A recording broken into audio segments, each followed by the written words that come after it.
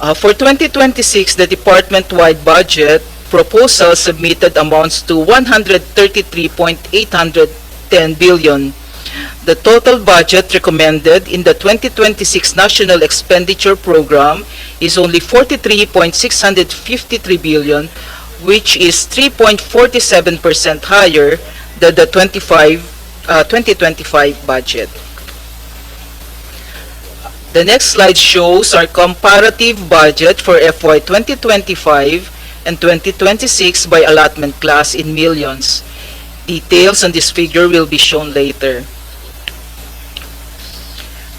Yes, with the permission of the honorable members, I will continue with the details.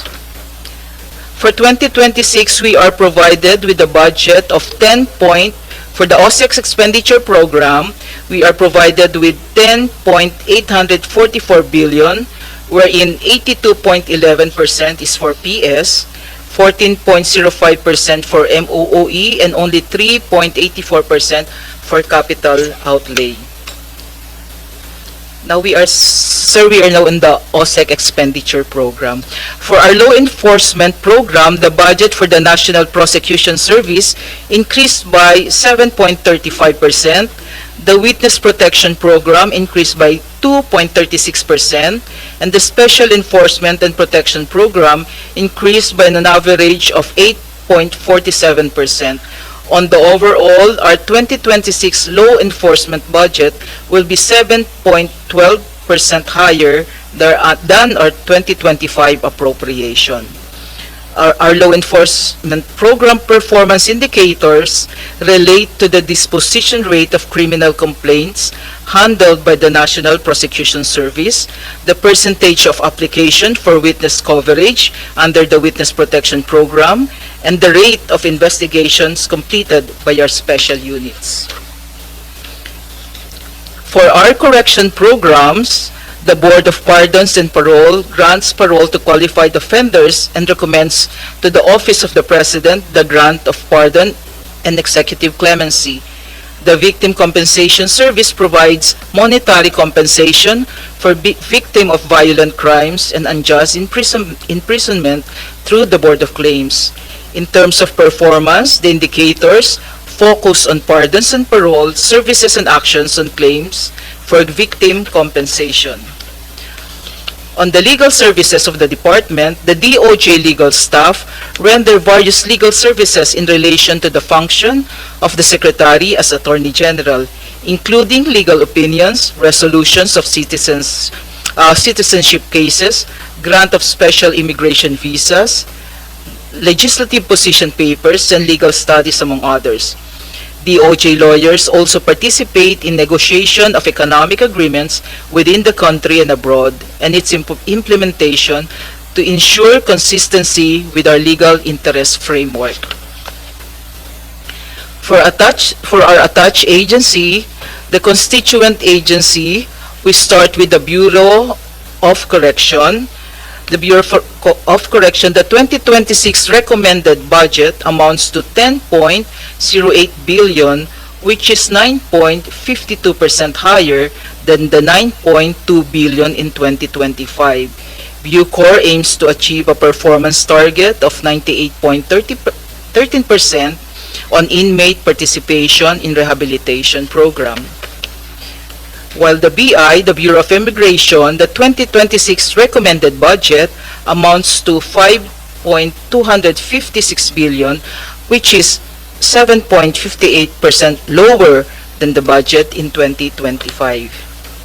For the Land Registration Authority, the 2026 recommended budget amounts to 1.36 billion, which is 9.81% higher than the 1.24 billion in 2025. In addition to the amounts appropriated herein, 1.154 billion shall be used for MOOE and 267 million for capital outlay requirements of the LRA, sourced from the 20% of the land registration fees of collection in accordance with Section 111 of PD number 1529. The LRA will be able to provide land registration services and will ensure that at least 93.62% of titles will be issued and 95.64% of deeds annotated in 20 days after the submission of complete documents. For our National Bureau of Investigation, the 2026 recommended budget for our law enforcement agency amounts to 3.64 billion, which is about 595% lower than the 3.87 billion in 2025. For the said 2026 budget, NBI will be able to process more than 6.6 million applications for clearance, of which at least 98% will be processed within 10 minutes from receipt. NBI will be able to act on and conduct investigation in at least 50,000 cases. For the Office of the Government Corporate Counsel, the 2026 recommended budget amounts to 304.02 million, which is 5.52% higher than the 288.12 million in 2025. Given the said 2026 budget, the OGCC will ensure that 100% of all court pleadings will be filed within the prescribed period. It will also ensure that 82% of all contracts will be reviewed and legal opinions will be rendered within the prescribed period. For the Office of the Solicitor General, the 2026 recommended budget amounts to 1.74 billion, which is 5.66% higher than the 1.65 billion in 2025. The OSG aims to act upon at least 99% of all cases referred to it in 2025 within 30 days. For resolution of petition for naturalization, the agency intends to resolve all by the end of the year. For the PPA, the 2026 recommended budget amounts to 1.20 billion, which is about 5.68% higher than the 1.14 billion in 2025. With this 2026 budget, PPA will ensure that 98.88% of clients will be compliant to their terms of their probation and or parole condition, and that is 97.31% will participate in its rehabilitation program. For the Presidential Commission on Good Government, the 2026 recommended budget amounts to 275.25 million, which is 57.15% higher than the 175.15 million in 2025. The PCGG targets at least 715 million of assets will be submitted to the Privatization Council for disposition. And for the Public Attorney's Office, the 2026 recommended budget amounts to 6.41 billion, which is 18.25% higher than the 5.42 billion in 2025. Lastly, the Office of the Alternative Dispute Resolution, the 2026 recommended budget amounts to 160.58 million, which is 0.14% higher than the 160.35 million in 2025. Given the said budget, the OADR will ensure that 1,740 ADR practitioners and implementers will be trained, and 100% of application for accreditation and approval of the ADR training program will be acted upon within the prescribed period.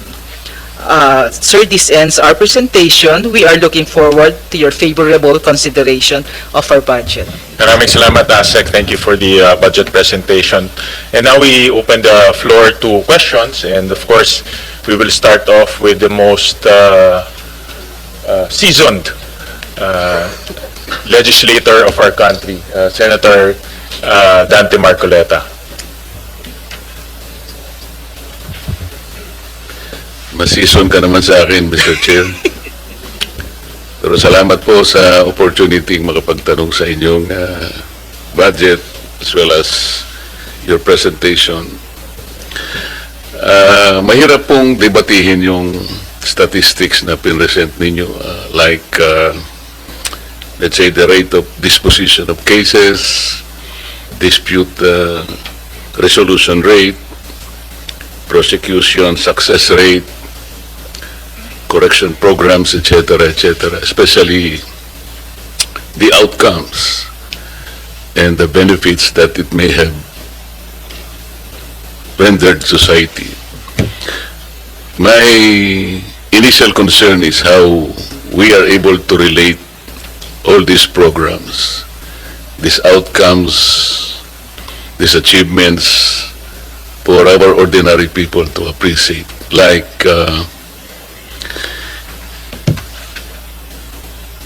if an ordinary person is hearing our presentation this morning, baka hindi niya masyadong maintindihan. What are the benefits that it may accrue the society in general? Can I walk at night more peacefully and more confidently today because the Department of Justice has presented several accomplishments that may or may not be understandable to him? Can he smile more openly today? Kasi as compared to the last year or previous years, necessarily you achieve more than the previous years. Paano kaya yun? How can we make our ordinary citizen appreciate all this? Para sa ganon, they can relate to what the DOJ is trying to do. Mahirap naman kasing sabihin na, ito yung nagawa namin, but how can the ordinary Filipino appreciate and even understand sa kanyang pangkaraniwang buhay?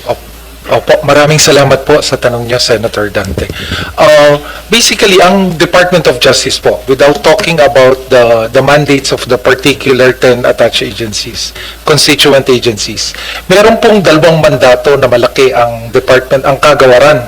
Ito po yung yung NPS, yung sa prosecution service, at isa po yung legal services. Dagdag pa po dito yung iba't ibang mandato ng mga batas na itinalaga natin. Kakibat din po dito yung mga iyakat, yung ibang programs po natin sa OSAEC, OSAM, at yung Witness Protection Program. Pero sa pangkabuuan ho, kagibat po namin yung may tinatawag po, Senator Dante, yung Your Honor, meron po tayong yung Judicial Justice Zone na ginagawa po, na ang konsepto po, umuupo po ang, dahil bahagi lang ho ang Department of Justice para maramdaman ho ng mga kababayan natin yung pangkabuang epekto. Naupo po doon, Kung tayo po dalawa ang nag-uusap nito, I can easily understand you. Opo. And as one, I will appreciate all of these programs that Yes, the DOJ has been struggling to do and have achieved over the years.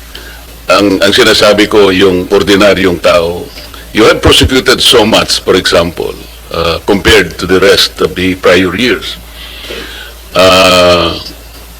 Marami kang nakorek na mga erring individuals now in the care of the Bureau of Corrections.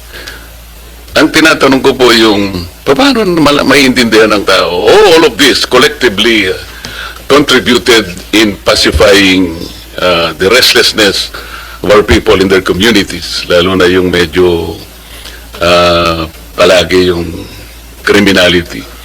So is it possible that we can relate, for example, all this collectively in saying that, ang criminality ngayon po is lower because it is directly correlated with what we have done so far? Yung ganun ba, something that we can tell our people back pag-uwi natin? Kasi maaaring nakikinig sila, but naiintindihan ko po na gusto rin nilang intindihin how much has been achieved over the years. It may not be so meaningful to them. They will purely stand as statistics. Pero yung mas importante sa kanila yung,